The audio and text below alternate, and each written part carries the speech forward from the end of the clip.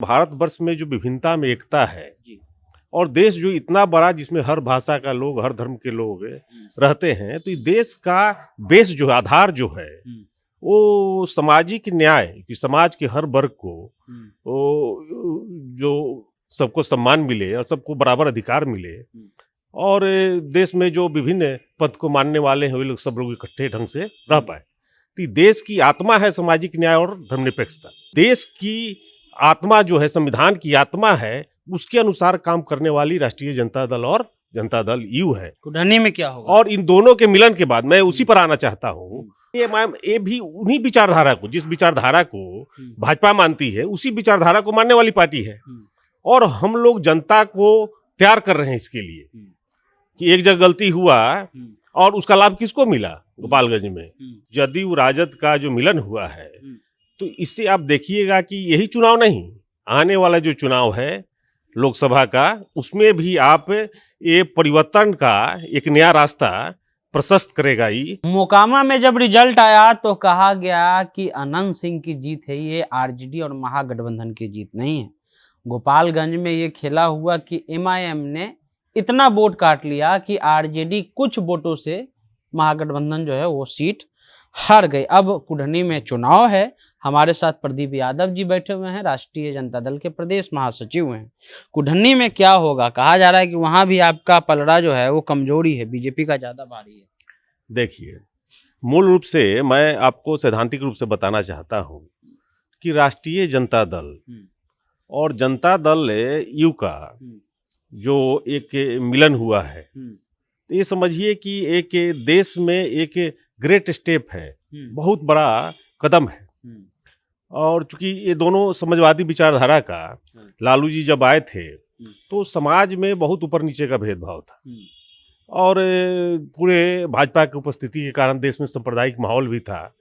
तो देश का जो आप देखिएगा कि जो भारतवर्ष में जो विभिन्नता में एकता है और देश जो इतना बड़ा जिसमें हर भाषा का लोग, हर धर्म के लोग रहते हैं, तो ये देश का बेस जो है, आधार जो है, वो सामाजिक न्याय कि समाज के हर वर्ग को वो जो सबको सम्मान मिले और सबको बराबर अधिकार मिले और देश में जो विभिन्न पंथ को मानने वाले हैं वे लोग सब लोग इकट्ठे ढंग से रह पाए। तो देश की आत्मा है सामाजिक न्याय और धर्मनिरपेक्षता। ठीक है। और हमारी पार्टी का जो विचारधारा है वो इसी पर टिका हुआ है, सामाजिक न्याय और धर्मनिरपेक्षता पर। हम लोग लालू जी और सामाजिक न्याय के क्षेत्र में 90 के दशक में जो समाज में ऊपर नीचे का भेदभाव था, तो उसको आवाज देने का काम किया लालू यादव ने।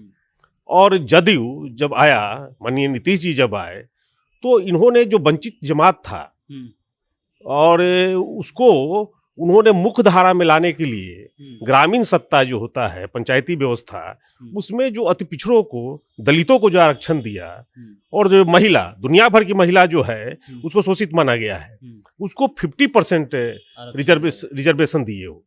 तो ये देश की आत्मा जो है, संविधान की आत्मा है, उसके अनुसार काम करने वाली राष्ट्रीय जनता दल और जनता दल यू है। कुढ़नी में क्या होगा? और इन दोनों के मिलन के बाद मैं उसी पर आना चाहता हूँ।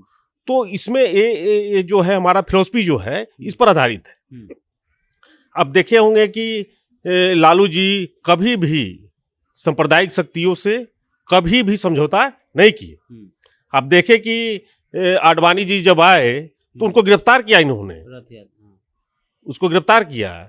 और आप समझिए कि शहीद आजम भगत सिंह जी कहते थे कि इस देश को खतरा है तो कम्युनलिज्म से और मोनार्की से, सांप्रदायिकता से।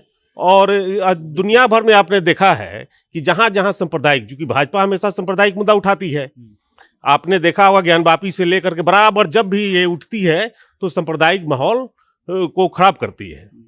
और समझिए कि दुनिया भर के देशों में आपने देखा होगा कि जहां भी सांप्रदायिकता के आधार पर समाज में विभाजन हुआ है, उस देश का ह्रास हुआ है। तत्काल आप श्रीलंका में देखे होंगे, 2 समुदायों में क्लेश हुआ तो उसका क्या हालत हुआ। ऐसा दुनिया के हर, जर्मनी में आपने देखा और हर जगह ये होता है। इस विचारधारा को हम लोग मानने वाले लोग हैं। और कुढ़नी का जहां तक है, ये दोनों पार्टी जो मिली है, इससे भाजपा में और तमाम लोगों में बहुत बेचैनी है चूंकि समाज जो सोशलिस्ट विचारधारा की पार्टी है उसको एक करके हम लोग को सांप्रदायिक शक्तियों से जबरदस्त मुकाबला करना है। कहाँ मुकाबला कर रहे हैं? एमआईएम वोट काट रही है आप देखिए आपका। एमआईएम का भी जो है तो एमआईएम भी उन्हीं विचारधारा को, जिस विचारधारा को भाजपा मानती है उसी विचारधारा को मानने वाली पार्टी है। और हम लोग जनता को तैयार कर रहे हैं इसके लिए कि एक जगह गलती हुआ और उसका लाभ किसको मिला।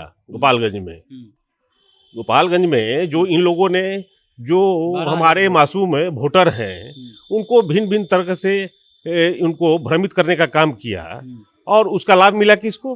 तो एक सांप्रदायिक पार्टी को मिला लाभ। तो दूध का जला मट्ठा भी फूक फूक कर पीता है। ये गलती कुरहनी में नहीं होगी, जो होने का सवाल ही नहीं है। मुकेश सहनी भी तो देखिए है वहाँ।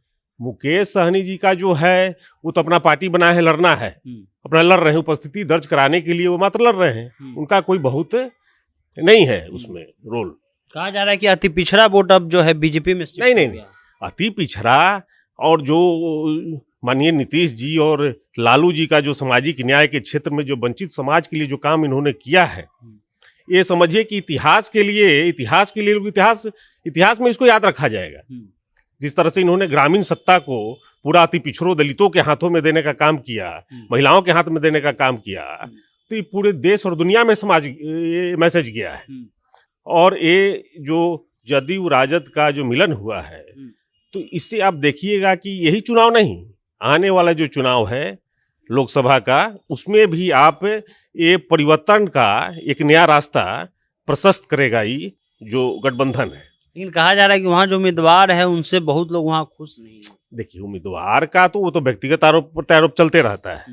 बड़े पैमाने पर इसको बड़े कैनवास में जब आप देखिएगा तब ये इस पर आप अमल कर सकते हैं। और माननीय तेजस्वी जी कहे हैं कि सामाजिक न्याय का जो क्षेत्र था 90 के दशक से लेकर के 2005 के बाद नीतीश जी का जो दौर आया, इसमें सामाजिक न्याय के क्षेत्र में हम लोग बहुत हद तक सफलता प्राप्त कर लिए।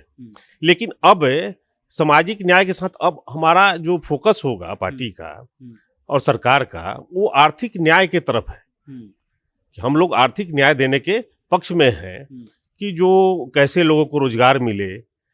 आप देख रहे हैं कि लगातार मीटिंग कर कर के लोगों को नियुक्ति पत्र दिया जा रहा है नौकरी के क्षेत्र में, और कैसे लोगों का जीवन यापन, कैसे लोगों का जीवन स्तर सुधरे, इस दिशा में स्वास्थ्य के क्षेत्र में कैसे बेहतर काम किया जा सकता है और कैसे लोगों का आर्थिक स्थिति सुधरे। इस दिशा में हाँ, निश्चित तौर पर जनता बहुत समझदार है और सारी परिस्थितियों को समझ रही है। कितना का अंतर होगा?